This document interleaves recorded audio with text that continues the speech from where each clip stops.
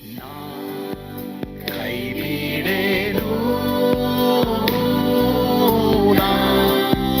ಕೈ ಬಿಡೇನು, ಆ ಮಾತು ಹೇಳಿದ ತಾ ಹೇಳಿದ ನಲ್ಲವೇ. ನಾ ಕೈ ಬಿಡೇನು, ನಾ ಕೈ ಬಿಡೇನು, ಆ ಮಾತು ಹೇಳಿದ ತಾ ಹೇಳಿದ ನಲ್ಲವೇ.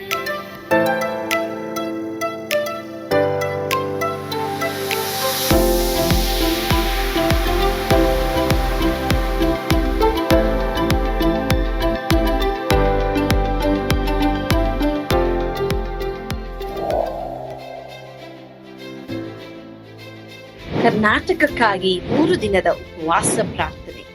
ಹಲವಾರು ಜಿಲ್ಲೆಗಳು, ಲೆಕ್ಕವಿಲ್ಲದಷ್ಟು ಹಳ್ಳಿಗಳು ಮತ್ತು ರಕ್ಷಣೆಯ ಅವಶ್ಯವಿರುವ 6.5 ಕೋಟಿಗಿಂತ ಹೆಚ್ಚು ಆತ್ಮಗಳು ಇರುವಂತ ಕರ್ನಾಟಕ ರಾಜ್ಯಕ್ಕಾಗಿ ಪೌಳಿಯ ಒಡಕಿನಲ್ಲಿ ನಿಂತು ನಾವು ಪ್ರಾರ್ಥಿಸುವಾಗ ನಮ್ಮೊಂದಿಗೆ ಸೇರಿಕೊಳ್ಳಿರಿ.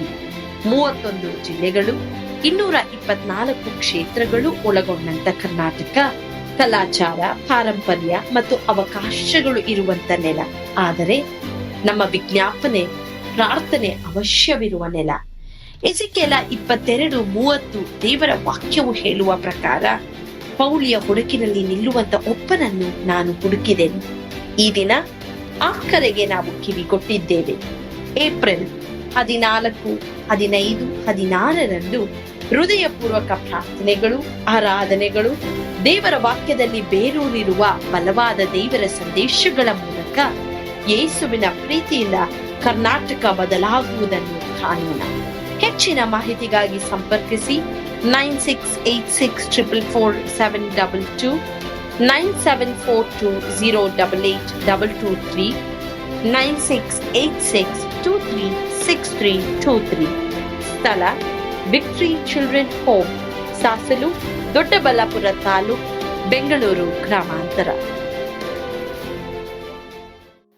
ಯೇಸು ಕೈಬಿಡನು ದೈನಂದಿನ ಸತ್ಯವೇದ ಅಧ್ಯಯನಕ್ಕೆ ನಿಮ್ಮೆಲ್ಲರನ್ನು ಆಹ್ವಾನ ಮಾಡ್ತೇನೆ. ಇಂದು ಪ್ರಿಯ ದೇವರ ಮಕ್ಕಳಿಗೆ ವಿಮೋಚನ ಕಾಂಡ 4ನೇ ಅಧ್ಯಾಯ 27ರಿಂದ 31ನೇ ವಚನ ಬಹಳ ಇಂಟ್ರೆಸ್ಟಿಂಗ್ ಆಗಿದೆ ಅಲ್ವಾ? ದೇವರ ವಾಕ್ಯ ಒಂದೊಂದು ಭಾಗವನ್ನು ನಾವು ಕಲಿಯುವಾಗ ಅನೇಕ ಆತ್ಮಿಕ ಅರ್ಥಗಳನ್ನ ದೇವರು ನನಗೆ ನಿನಗೆ ತಿಳಿಸ್ತಾ ಇದ್ದಾರೆ. ಈಗ ಈ ವಾಕ್ಯ ಭಾಗವನ್ನು ಓದಿಕೊಳ್ಳೋಣ. ಮುಂಜಾನೆಯಲ್ಲಿ, ಇದಲ್ಲದೆ ಯೆಹೋವನು ಆರೋನನಿಗೆ, ನೀನು ಮೋಶೆಯನ್ನು ಎದುರುಗೊಳ್ಳುವುದಕ್ಕೆ ಅರಣ್ಯಕ್ಕೆ ಹೋಗು ಎಂದು ಹೇಳಲಾಗಿ ಅವನು ಹೋಗಿ ದೇವರ ಬೆಟ್ಟದಲ್ಲೇ ಅವನನ್ನು ಎದುರುಗೊಂಡು ಮುದ್ದಿಟ್ಟನು. ಆಗ ಮೋಶೆ ತನ್ನನ್ನು ಯೆಹೋವನು ಯಾವ ಮಾತುಗಳನ್ನ ಹೇಳುವುದಕ್ಕೆ ಕಳಿಸಿದನೋ, ಯಾವ ಮಾತು ಕಾರ್ಯಗಳು ಮಾಡುವುದಕ್ಕೆ ಆಜ್ಞಾಪಿಸಿದನೋ ಅವುಗಳನ್ನೆಲ್ಲ ಆರೋನನಿಗೆ ತಿಳಿಸಿದನು. ತರುವಾಯ ಮೋಶೆ ಆರೋನರು ಹೋಗಿ ಇಸ್ರಾಯೇಲರ ಹಿರಿಯರನ್ನೆಲ್ಲ ಕೂಡಿಸಿದರು. ಯೆಹೋವನು ಮೋಶೆಗೆ ಹೇಳಿದ ಮಾತುಗಳನ್ನೆಲ್ಲ ಆರೋನನು ಅವರಿಗೆ ತಿಳಿಸಿ ಜನರ ಮುಂದೆ ಆ ಮಾತು ಕಾರ್ಯಗಳನ್ನು ಮಾಡಲು ಜನರು ನಂಬಿದರು. ಯೆಹೋವನು ತಮ್ಮನ್ನು ಕಟಾಕ್ಷಿಸಿ ತಮ್ಮ ದುರವಸ್ಥೆಯನ್ನು ಮನಸ್ಸಿಗೆ ತೆಗೆದುಕೊಂಡನೆಂಬುದನ್ನು ಇಸ್ರಾಯೇಲರು ಕೇಳಿದಾಗ ತಲೆಬಾಗಿ ನಮಸ್ಕರಿಸಿದರು. ಸೊ ಇಲ್ಲಿ ಆರೋನನಿಗೆ ದೇವರು ಹೇಳ್ತಾರೆ, ನೀನು ಮೋಶೆನ ಎದುರುಗೊಳ್ಳು. ಮೋಶೆ ಎದುರುಗೊಳ್ತಾನೆ. ಮಾತ್ರವಲ್ಲದೆ ಈಗ ಇವರಿಬ್ರು ಇಸ್ರಾಯೇಲರ ಬಳಿಗೆ ಹೋಗ್ತಾರೆ.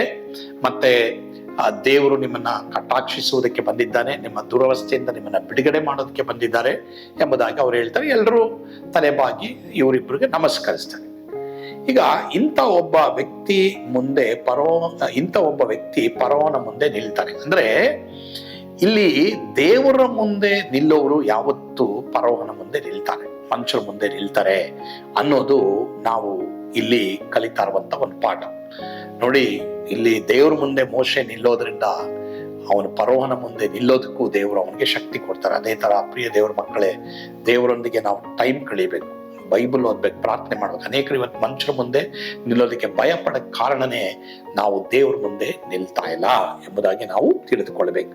ನೋಡಿ, ಇವತ್ತು ಭಾರತ ದೇಶದಲ್ಲಿ ಇಂಥ ಒಂದು ಸೇವಕರು, ಇಂಥ ಒಂದು ದೇವ ಮಕ್ಕಳು ದೇವರಿಗೆ ಬೇಕಾಗಿದ್ದಾರೆ. ಮನುಷ್ಯರ ಮುಂದೆ ನಿಲ್ಲಕ್ ಭಯನ?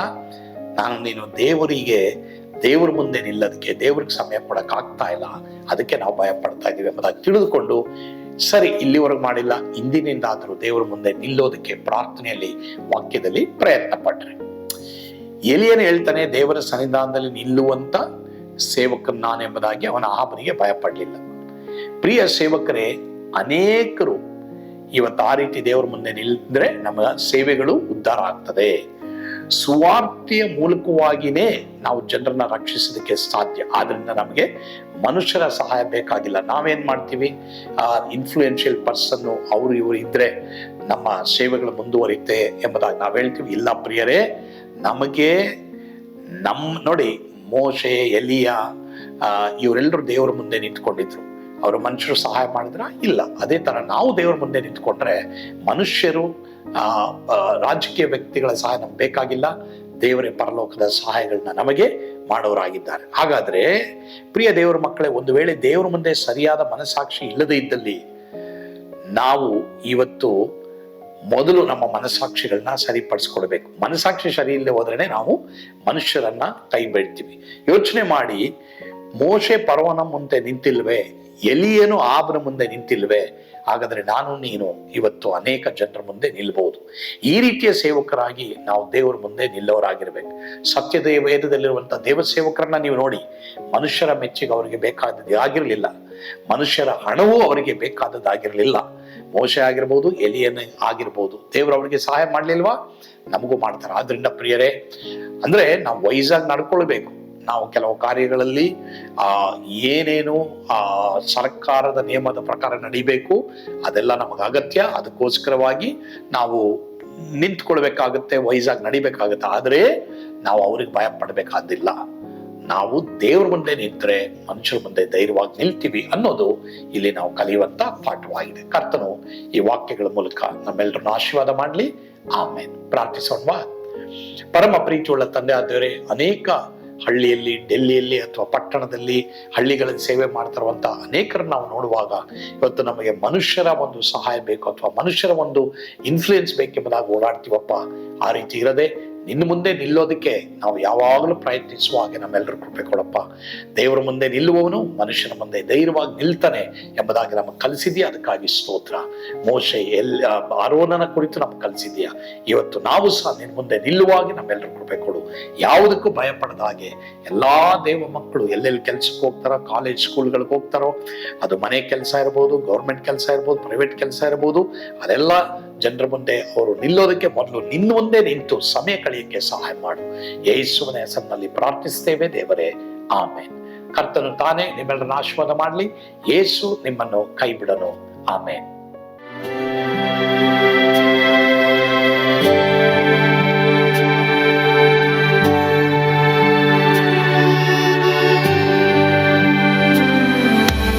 ನಾನು ಪಾತ್ರದಲ್ಲಿ ಇರುವಾಗಲೂ ನೀನು ಪಾಯಪಾಟು ಓಡಬಾರದು. ನನ್ನ ಮಾತನಂಬಿ ಸ್ಥಿರವಾಗಿರು. ನಿನ್ನ ಬಿಡಲಾರೆ, ಬಿಡೆನು ಎಂದೆಂದಿಗೂ.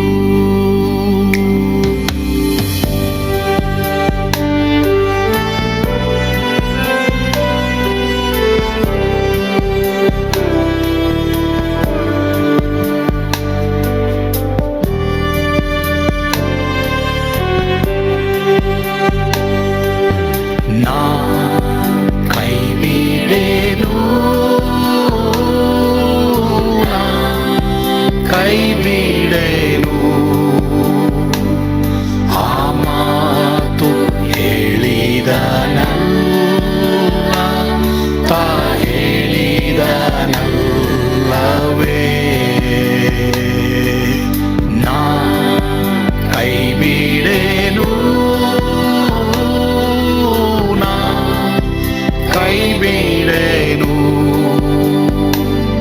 ಆ ಮಾತು ಹೇಳಿದನಲ್ಲ,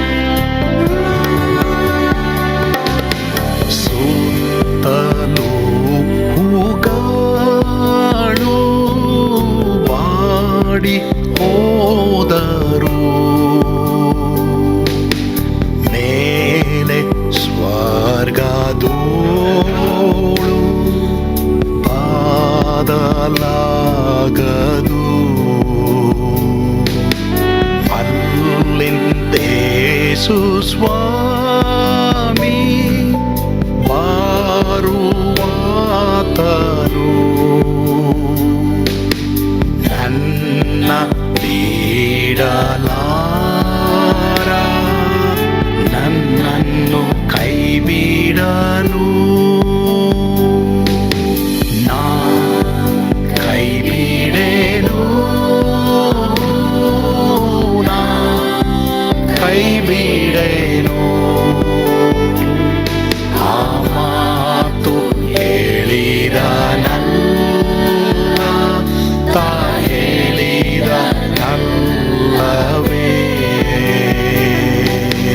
ನಾ ಕೈ ಬಿಡೆನು, ನಾ ಕೈ ಬಿಡೆನು. ಆ ಮಾತು ಹೇಳಿದನಲ್ಲ, ತಾ ಹೇಳಿದನಲ್ಲವೇ.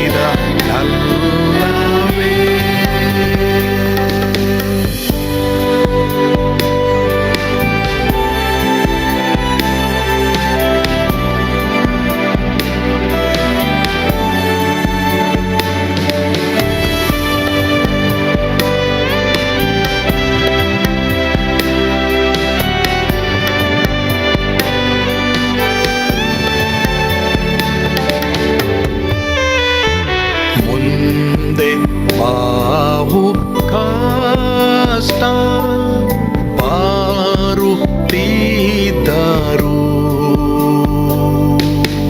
ಭಯ ಪಾಡಲಾರೆ, ಸ್ವಾಮಿ ಇದ್ದಾನೆ. ಬಾಲವಾಗಿ ನಿಂತು ಹರ್ಷಗೊಳ್ಳುವೆ,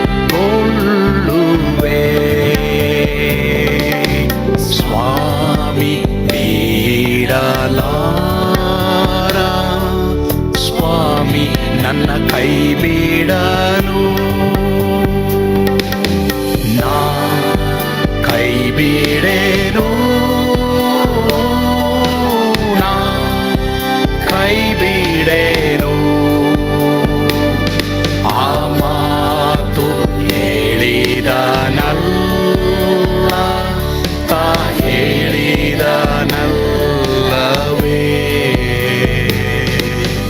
ನಾ ಕೈ ಬಿಡೆನು, ನಾ ಕೈ ಬಿಡೆನು. ಆ ಮಾತು ಹೇಳಿದನಲ್ಲ, ತಾ ಹೇಳಿದನಲ್ಲವೇ, ತಾ ಹೇಳಿದನಲ್ಲ.